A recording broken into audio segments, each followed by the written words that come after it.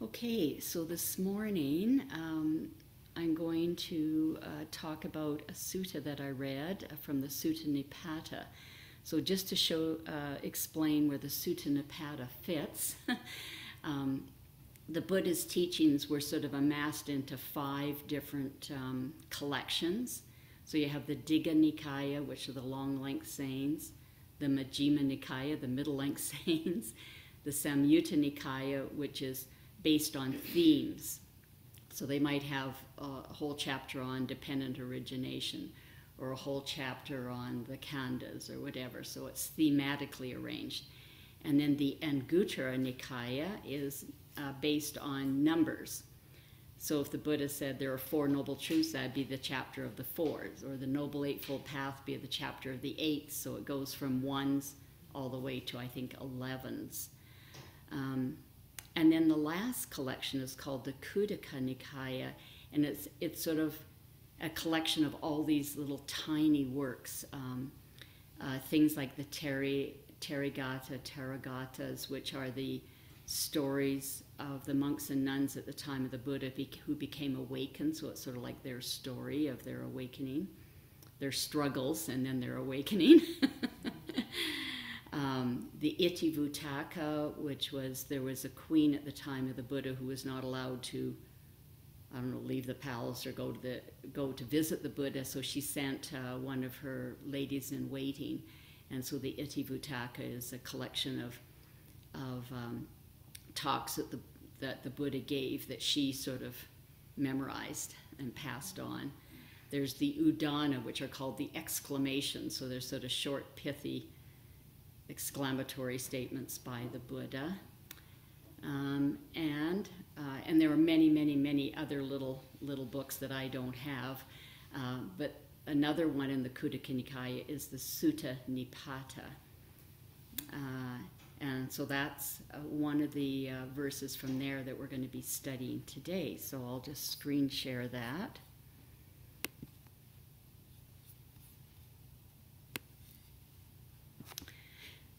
So it's Sutta Nipata 4.1, and it's called The Quick Way. So it's basically talking about 30 different qualities to either develop or to abandon, whether they're depending on whether they're skillful or unskillful, in order to awaken quickly, the quick way. So if you can master these 30 things, then maybe you'll become awakened, enlightened quickly. So we're just going to go over them one at a time. So the first one is to extract the root of proliferation or reckoning. So proliferation is our mind just running all over the place, or just sticking on a topic and just, fussing or worrying about it. And the root of all of that is having the thought of, like, I, the sense of I. There's sort of three characteristics that when we become awakened, we really know these, not just on an intellectual level, but we just know them on a real gut level. And that's impermanence, recognizing that everything is impermanent. The second is unsatisfactoriness. Everything has an element of unsatisfactoriness. So bad things like car accidents or tsunamis or whatever, they're suffering right from the get-go. But even beautiful things like holidays and beautiful sunsets and symphonies and things, they're beautiful, but the end. And so that's the seed of suffering in them, is all these good things come to an end.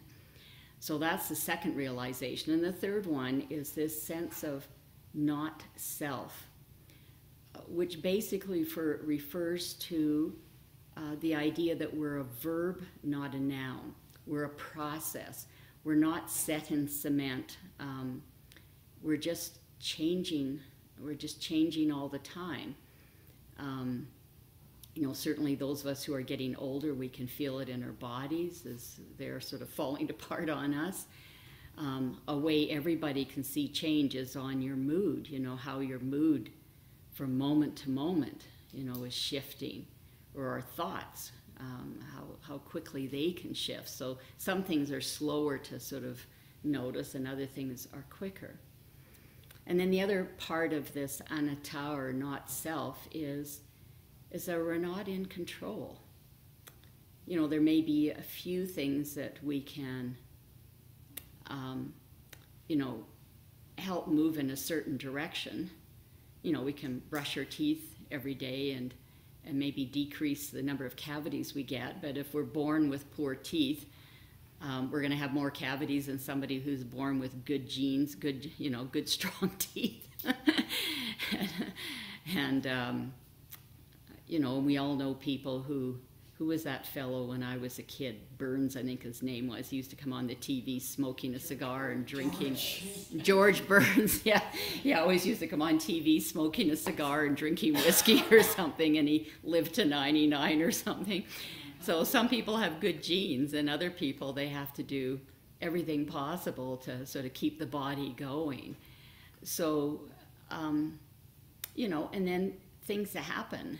You may be taking good care of your body, and then a car runs you over, or or a tsunami washes you away, or what have they been having? Tornadoes or cyclones, or, you know, things. It could be in your house and a cyclone whips through it and destroys everything. So, so we're just, you know, we're definitely not in control. So we can, you know, proliferating in our minds can create a ton of suffering.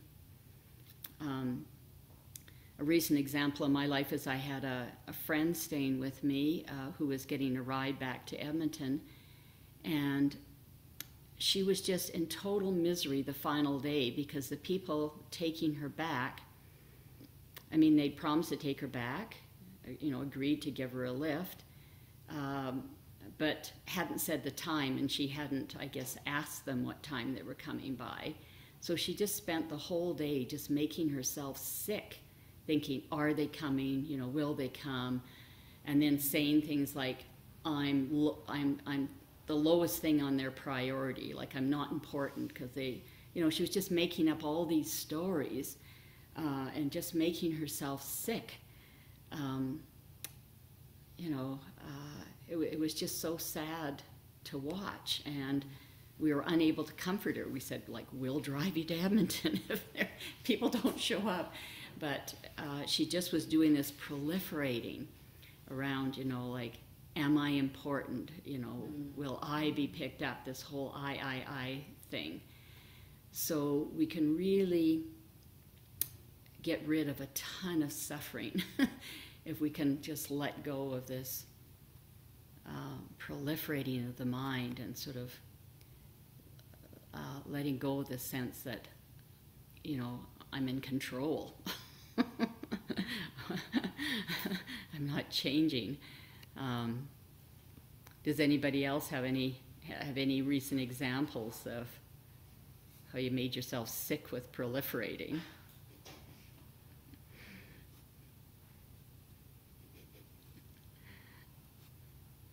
Anybody want to share any examples?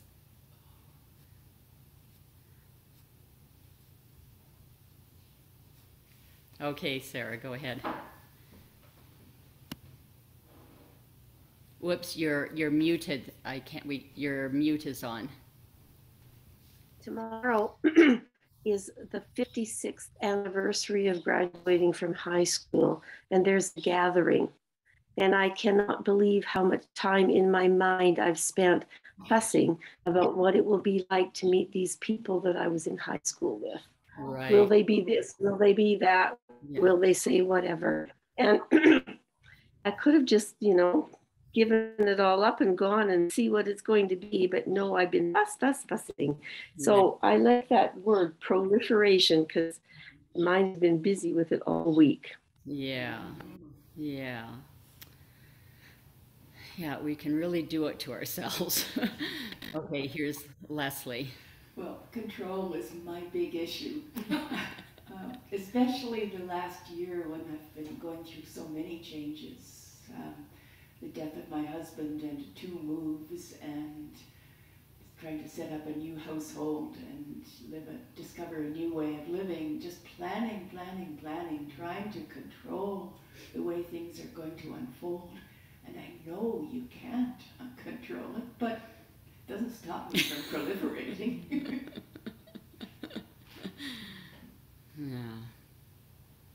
Yeah, so it's a biggie. So all we can do is when we recognize we're doing it, to be kind to ourselves, like don't beat yourself up, because this is habit energy, right? And the big part of our practice is working with habit energy and slowly trying to change our habits into, more skillful habits. And so all we can do is each time it's happening, like, oh, wake up to it. Oh, I'm doing that proliferation thing again. How is it making me feel?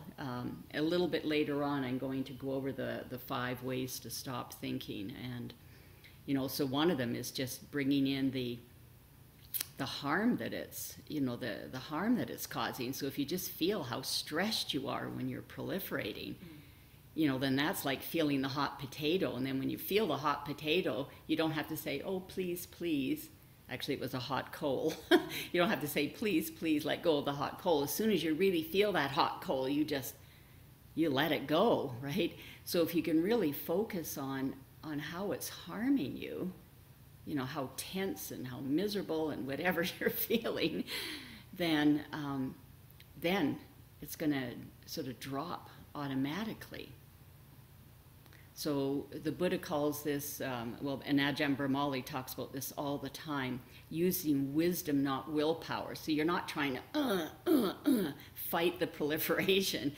You're trying to, like, if you bring in the harm it's doing, you're just going to naturally do it. So that's like using wisdom, like, which is a much better method than willpower.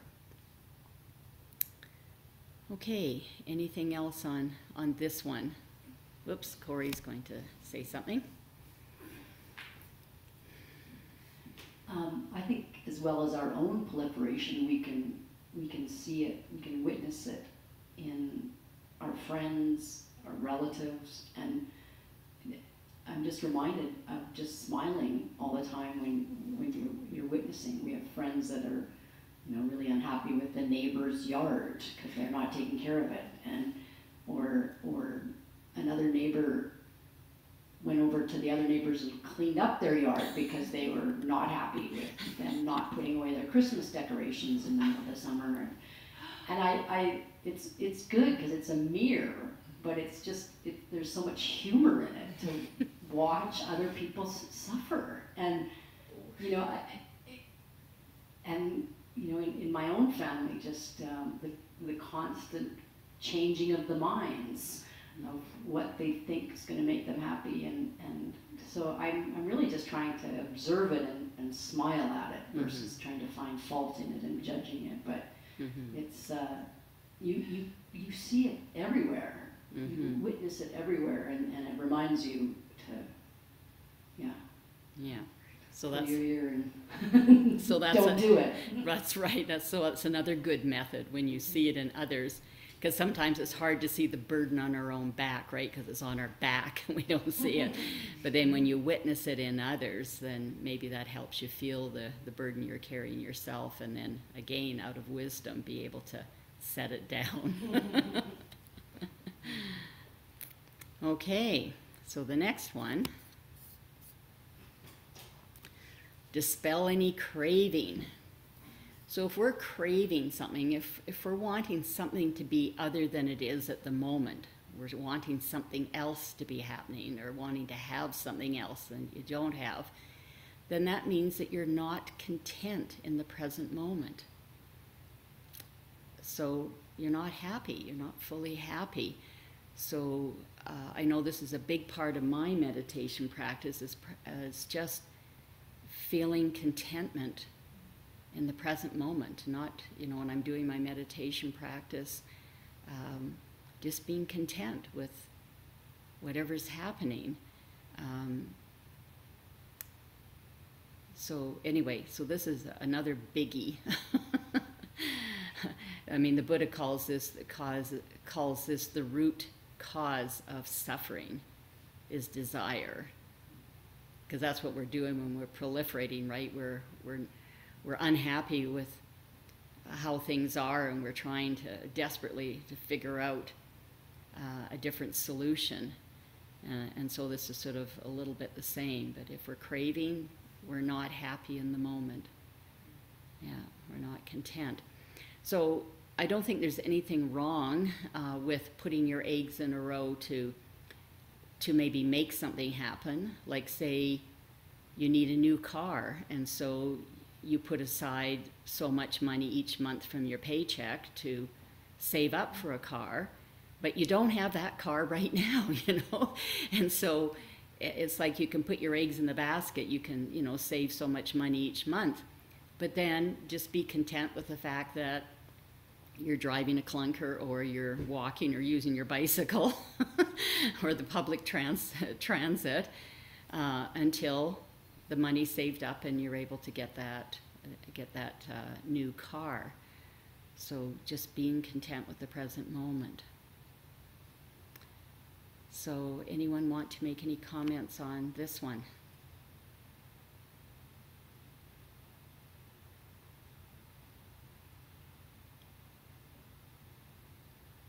I think it's pretty clear. Okay.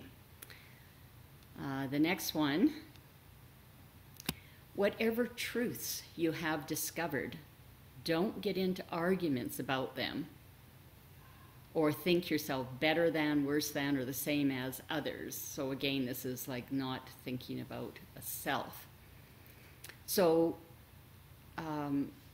like when we practiced Buddhist meditation, I mean, many of us have really positive experiences. It improves the quality of our life. And so then you may feel evangelical about it and want to be telling all your friends and family, but they may be totally uninterested. So, or they may have different points of view. They may not share your point of view. And so you don't want to, you don't want to be using this beautiful truth that you've discovered to be the basis of friction, with other people or arguments or whatever. So I think it was Ajahn Chah had this lovely little grid thing that he had. He said you can be right, or right, wrong, or wrong, right, or wrong, wrong. So the right is if I say 2 and 2 is 4, so I'm right because that's the correct, that's correct. 2 and 2 is 4. But if you say to me, no, it's not, it's 3, and I just say, okay, or whatever, then I'm right and I'm right. I'm right because I'm factually right, but I'm also right because I didn't start getting into a little fisticuff fight with you trying to convince you that 2 and 2 is 4, if you're convinced that 2 and 2 is 3. And then right and wrong would be if I did get into that huge argument with you. So that would be factually right, but wrong sort of spiritually, because you're getting into a big fight about it. And then wrong right is if I'm saying 2 and 2 is 3, and you say, no, it's not, it's 4, and I go, oh, okay, whatever. Then I'm factually wrong, but I'm spiritually right because I'm not getting into a big fight about it. And then wrong is I say 2 and 2 is 3, and you say it's 4, and I get into a big fight with you trying to prove that 2 and 2 is 3. So I love that little grid of right, wrong, right, wrong. And then the second half of this is the Buddha encouraged us never to compare. He called these the 3 conceits. Being conceited, thinking, I'm better than you. Or being conceited, thinking like, I'm worse than you. Or the conceit of, I'm the same as you. And you can see all of these lead to suffering, because if you're thinking, well, I'm better than you, well, what's happened to the quality of compassion in your heart, or metta, loving kindness, you know, and then your, you know, the way you act and your speech and your attitude is probably going to be very hurtful to the other person. And then thinking, I'm worse than you, well, that causes a lot of suffering in yourself. And then the same as, why do we need to be the same as somebody else? Are we trying to keep up with the Joneses? You know, how much stress is that causing in our life to, you know, if we think we're the same as, do we have to put a lot of effort to maintain that, you know? And then what if circumstances change? So we can see that also, you know, being suffering. Like, what's wrong with being an individual, having, you know, your own likes and dislikes and things that you enjoy doing, or your spiritual belief pattern, which might be different than other people. So anyway, all of these lead to suffering. So they're just better to, when you get this sense of a self being better than or worse than or the same as, just recognize that and see if you can let that go. Okay, any comments on this one?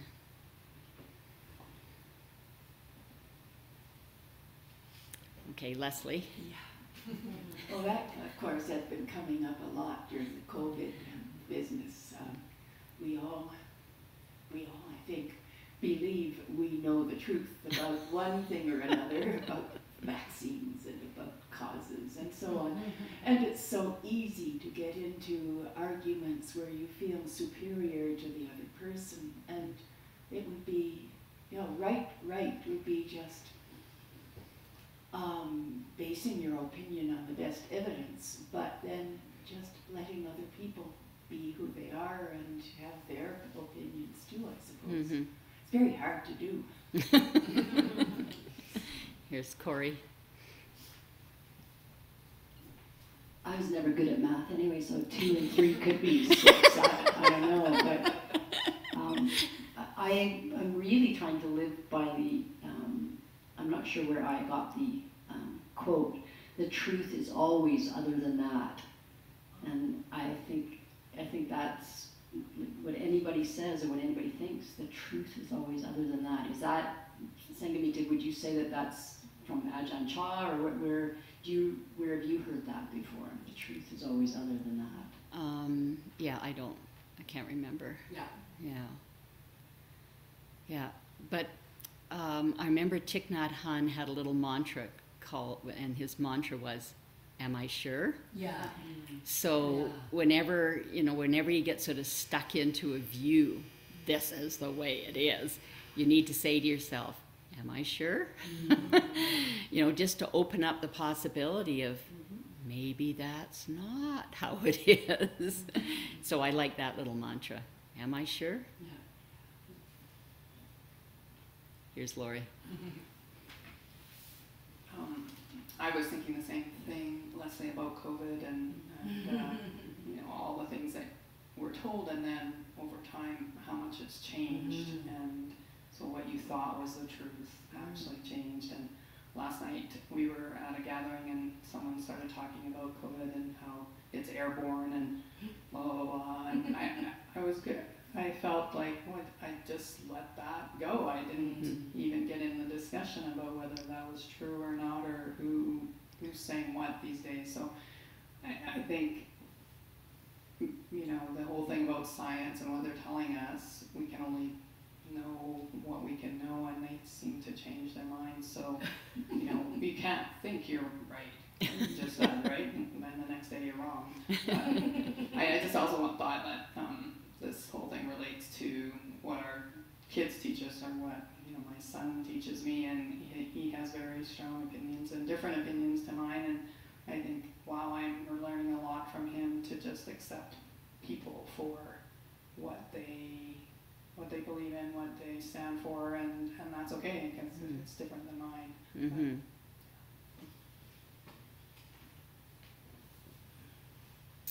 Anybody else with any thoughts?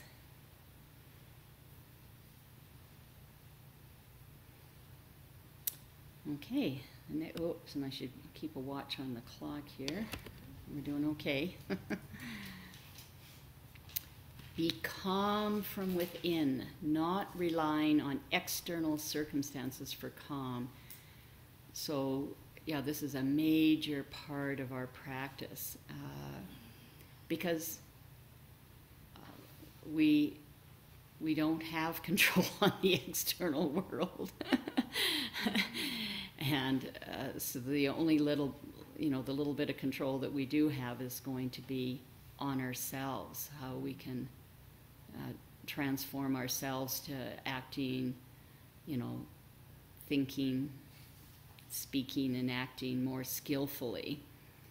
And so that's what we're trying to do with our meditation practice, is develop equanimity, calmness, and that comes from within. Like Ajahn Brahm is always saying, I don't let anybody control my emotions. He's deciding from within how he's feeling. Because certainly, external circumstances are changing all the time, and there's a lot of beauty out there in the world, but there's a lot of bad things happening, and sad things, and difficult things. And we're just going to be ripped all over the place if we're letting external circumstances control us.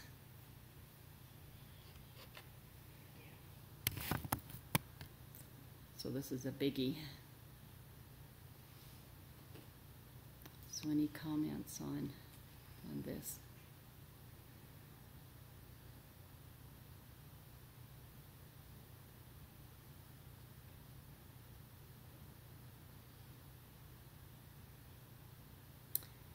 Okay, the next one is sense restraint.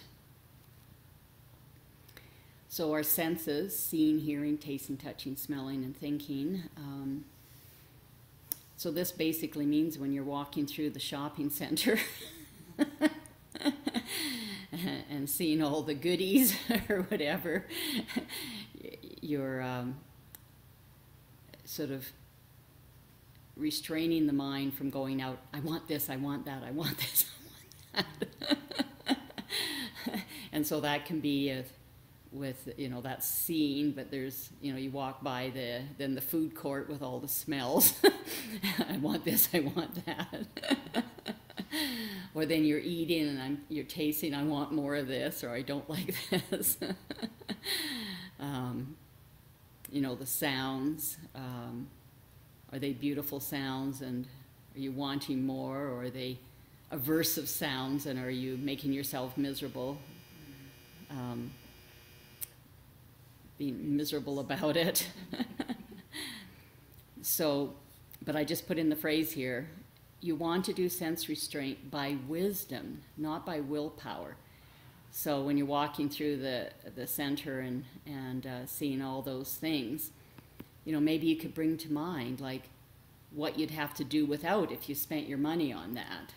Is that what you really want to do? Or think of all the things that you bought on a whim, and then 2 days later they just lie in the closet and collect dust.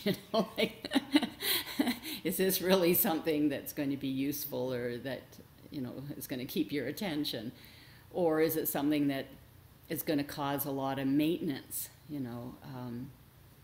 My last big project, I was going to grow mushrooms, and I thought, it'll only take a few minutes a day, but when you add that to all the other things that need a few minutes a day of maintenance, I just realized I guess I'm going to buy mushrooms, not grow mushrooms. So, maintenance is a big thing. And then, if it's something fragile, are you going to break it and then be heartbroken? Or, if it's an expensive mountain bike, is it going to get stolen? And are you going to be, how much distress is that going to cause? So just bringing to mind all these various things help you to use wisdom power instead of willpower to walk past. But then it made me think of Majjhima Nikaya. So this is the middle length sayings, number 20, which are the 5 ways to let go of thinking, of thoughts, these proliferating thoughts.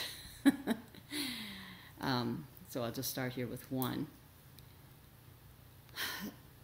So the first step is if you realize your mind sort of has unskillful thoughts in it, related with desire, like you're walking through the center and you're thinking, I want this, I want that, or hatred or aversion, not liking.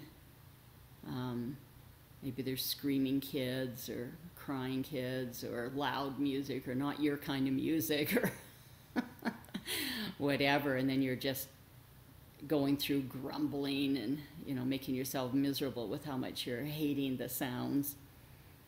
And delusion is a toughie because it's the not knowing. But I guess the main way it shows up in our life is being indecisive, not knowing really what to do next or what to choose or whatever.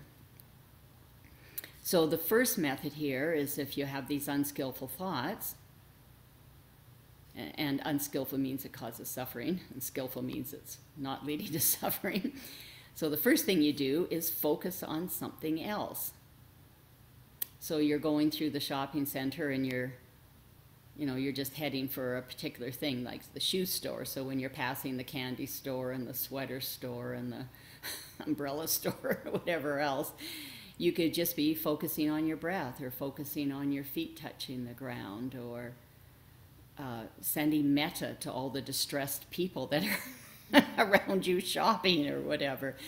And of course, if there's any aversion or anger, then metta is a lovely thing to do as a substitute. So number 1 is use wisdom power for sense restraint by just switching your focus to something that's more skillful. And here comes Corey. And here comes Corey.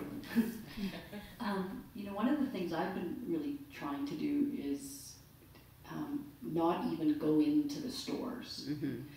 And just trying to, it would be better to be able to go into the store and not do it, but I think just trying not to go into the store is sort of what I'm trying to do, because it's really easy.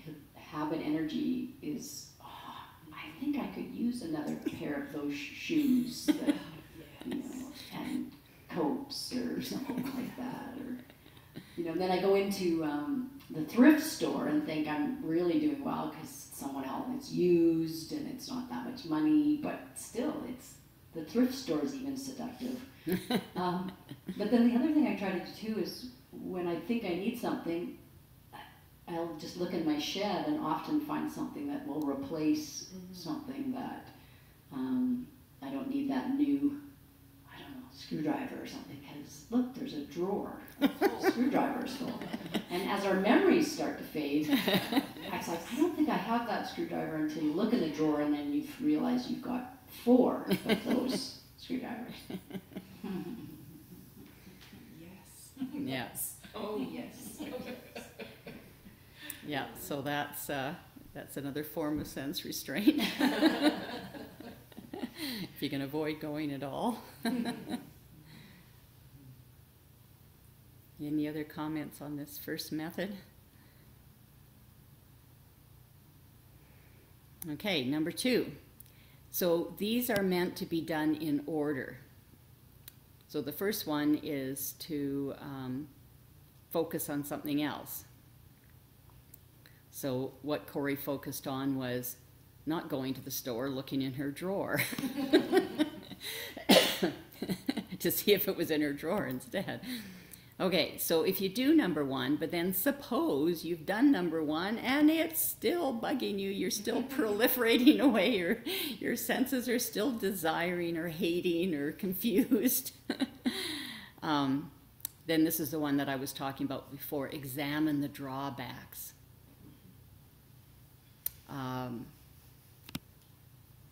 You know, are you going to have to suffer in other areas of your life if you spend your money on that? Or how much maintenance is it going to cost? You know, time, maintenance time, or, you know, do you really need it? Or, you know, on and on and on. And then if it's an anger kind of thing, you're just feel, you know, how you're stabbing yourself now with the second arrow.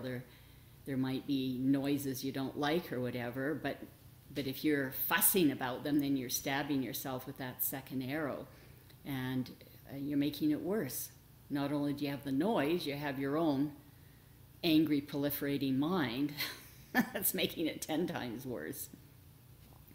So I find this a very good one if number one doesn't work. Okay, any experiences or comments with looking at the drawbacks? Here comes Leslie. Well, when it comes to wanting something, you have to go through an experience like mine when you move twice in a year, and you remember that you're going to have to get rid of this sometime, and remember that everything ends up in the garbage eventually. Mm-hmm. Everything breaks, mm-hmm. And that kind of destroys desire pretty quickly. Mm-hmm. When you think, how am I going to get rid of this? Mm-hmm. Yeah. Nobody wants it. Yeah, and moving, just the burden. I mean, that's the drawback, the burden of packing that all up and then trying to stuff it in a smaller place if you move to a smaller place. Yeah. Okay. So suppose you do number one and number two, and it's still proliferating. So these unskillful thoughts are just keep banging in there.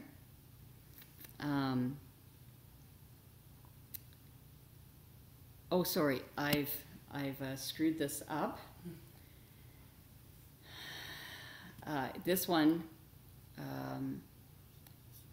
is you should just let it go.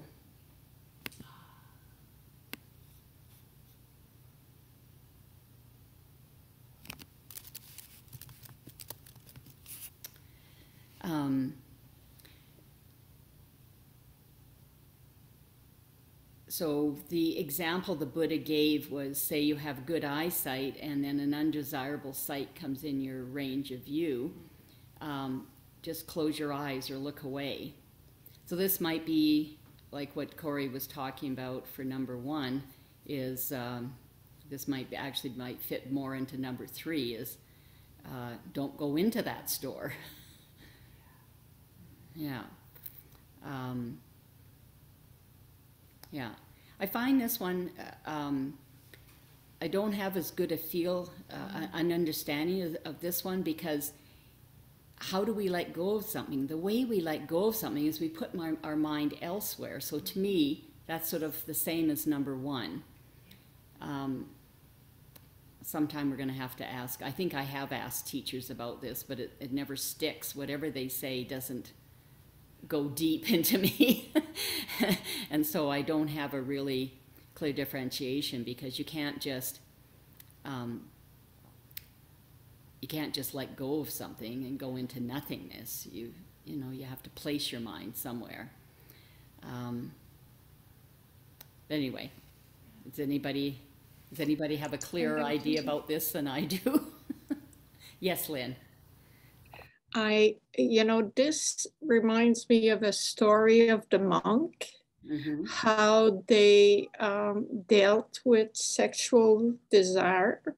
Right. So they'd be walking on a path, and there's a moment, whatever, in the village and everything.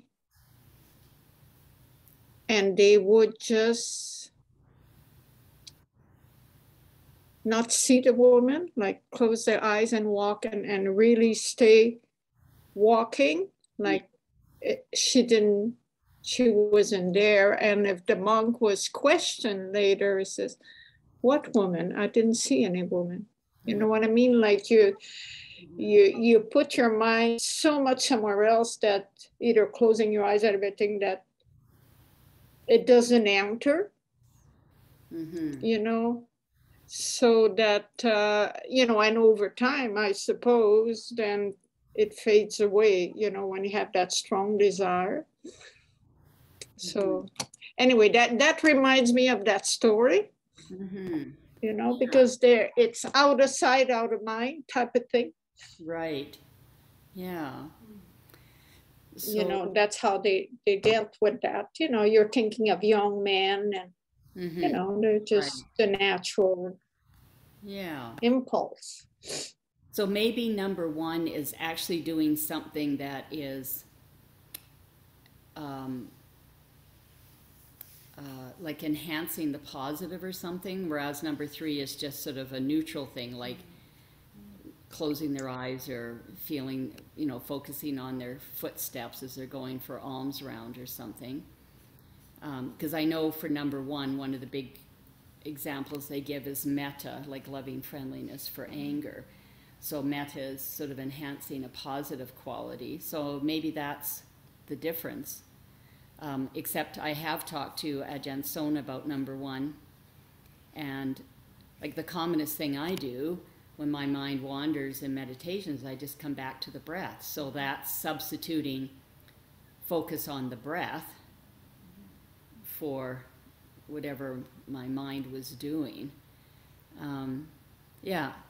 So anyway, so thanks for that clarification, Lynn. Okay, number 4. Now suppose you do 1, 2, and 3, and your mind is still proliferating. And then he said you should focus on stilling the formation of thoughts. He said it's comparable to you're walking so quickly, and you say, why am I walking quickly? So you walk slowly. Then why am I walking? Then you stop and you just stand still. Why am I standing? Then you sit down. Why am I sitting? Then you lie down. So lying down would be the stilling of the mind. And in my Upasika group, one of the ladies gave a very good example. She has a son that's quite ill, and her mind would just go into a real flurry of, you know, panic thoughts. And when she'd realized this was happening, she would give herself something to think about. So she was still thinking, but it wasn't quite as like, you know, I can't remember now. Were you there at that one, Corey? Do you remember? Yeah, yesterday? No, this was a month or so, a couple of months ago. Anyway, we were specifically talking about this number 4. And, but she would give her mind something to think about. Like maybe it was things to do. Before she was just like freaking out. Is he going to be okay? What's going to happen? Blah, blah, blah. Then she'd say, okay, you know, I'll phone and talk to the nurse. I'll call the social worker. I'll do this. Like she'd give herself things, you know. And then, so that would be the first, that'd be walking slowly now. And then she'd give herself something else, like maybe read a book or I don't know. Something that was a little calmer, and then something a little calmer. So she gave a really good sort of stepwise stepping down the anxiety in her mind. So just trying to get more and more subtle, like going from really coarse or freaky thoughts down to more and more subtle or refined thoughts. Has anybody else had any example with playing with this one?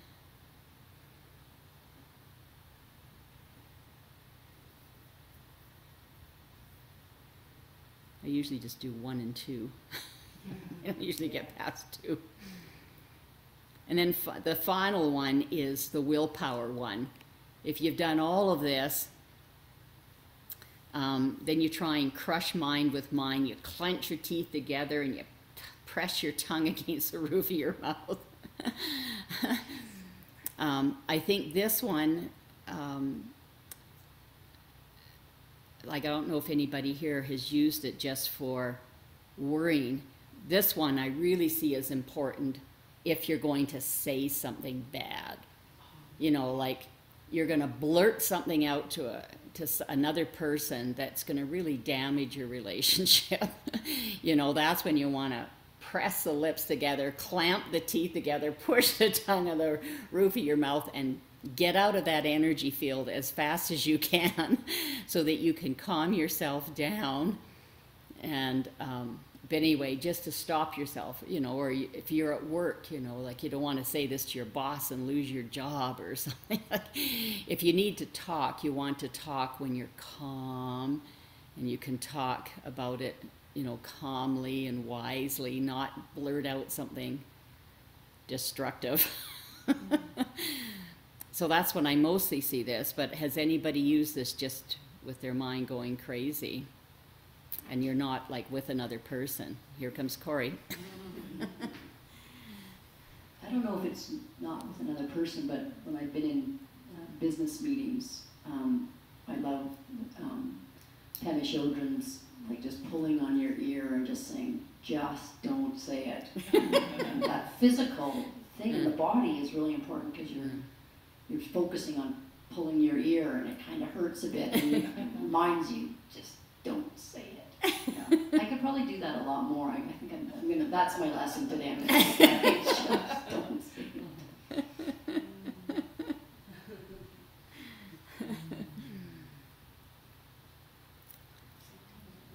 it. Yeah. Okay, we're just almost out of time here.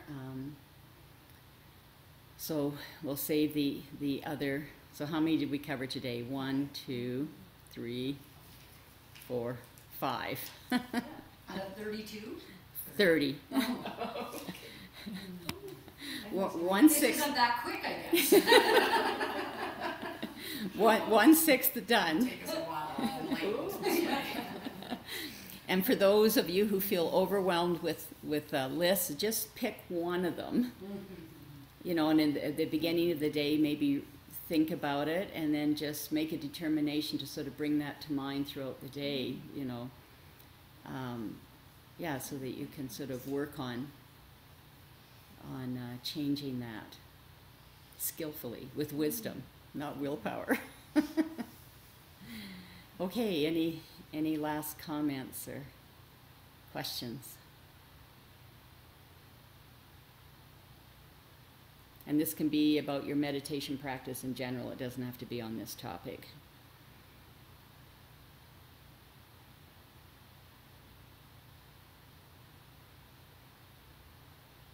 Really enjoyed this today, and it's so nice because I've been listening to Ann John Sana's talks and Ann John Braun too. So Yeah. It's been difficult to find community out in the Crow's Nest Pass. Yeah. And I know it's not face to face, but it really helps. Yeah, great. Yeah, well, I'm glad you could join us. Hey, I've been thinking of doing some road trips this summer. Maybe I can pop in and visit you and we can have a meditation session together. That would be lovely. Yeah. Do you want to pop your info into the chat? Oh, good. Elaine? Yes. Yes. Yeah, I can do that. Yeah. I'll put an email address in. Sure. That'd be great.